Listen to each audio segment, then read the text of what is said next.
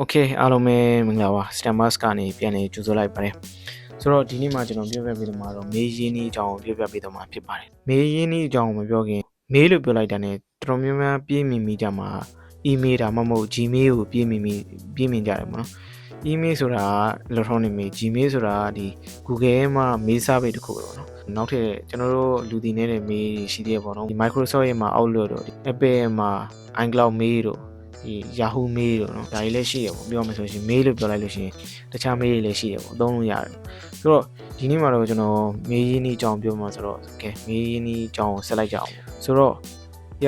ပထမဆုံး mail ရေးတော့မယ်ဆိုလို့ရှိရင်နံပါတ်1ချက်အနေနဲ့ကျွန်တော်တို့ subject ပေါ့နော် subject ဆိုတာဒီအကြောင်းအရာကိုကျွန်တော်တို့ရေးရမယ်အကြောင်းအရာရေးမယ်အကြောင်းအရာဆိုတာအောက်ကရေးမယ်စာပိုက်တစ်ခုလုံးကို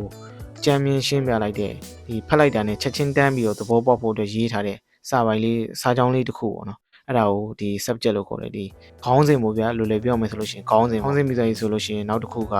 တစ်ဖက်လူရဲ့နာမည်ကိုရေးရမယ်တစ်ဖက်လူဒီကို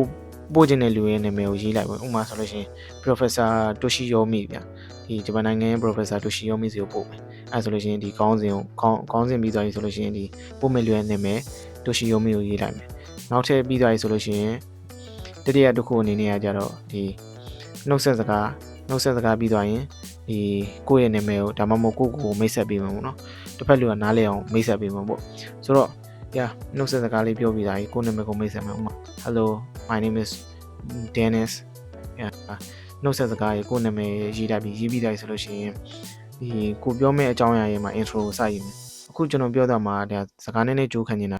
ဒီလိုရေးမှမှန်မယ်ဆိုတာထက်ဒီ format လေးတခုကိုကျွန်တော်ပြောပြနေတာပေါ့နော်တော်တော်များများ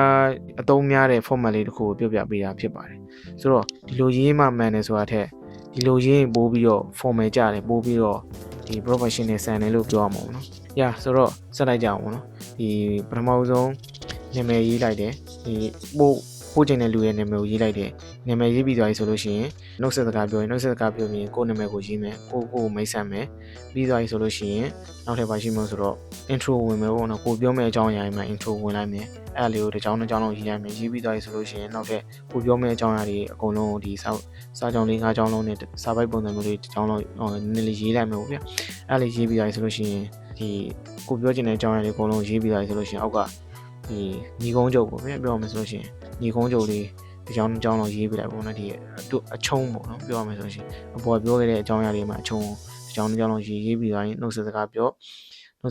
ပြီးတော့အောက်ဆုံးမှာကိုယ့်နာမည်ဒါမှမဟုတ်ကိုယ့်နာမည်ရေးပြီးသွားပြီဆိုလို့ရှိရင်ဒီဖုန်းနံပါတ်ဒါမှမဟုတ်ရင်ကိုဆက်သွယ်လို့ရမယ် email ရေးပြလိုက်ပေါ့နော် email ဒါမှမဟုတ် Gmail ပေါ့တခုရေးပြလိုက်ဒါဆိုလို့ရှိရင်တော့ဒီ mail ရေးလို့ပြီးသွားပြီပေါ့နော်အောက်ကဒီကိုပို့ချင်တဲ့ file တွေပါရှိဆိုလို့ရှိရင် attach file တွေမှာသွားပြီးတော့ဒီ file ကိုတွဲပြလိုက်ပေါ့နော်အဲ့ဒါဆိုလို့ရှိရင် file ထည့်ပြီးသွားပြီဆိုလို့ရှိရင်ဒါကျွန်တော်တို့ mail ရေးလို့ပြီးသွားပြီလို့ပြောရမှာပေါ့ဒါတော့ mail ရေးနည်း step by step အကြံဉာဏ်လေးပြောပြပေးသွားတာဖြစ်ပါတယ်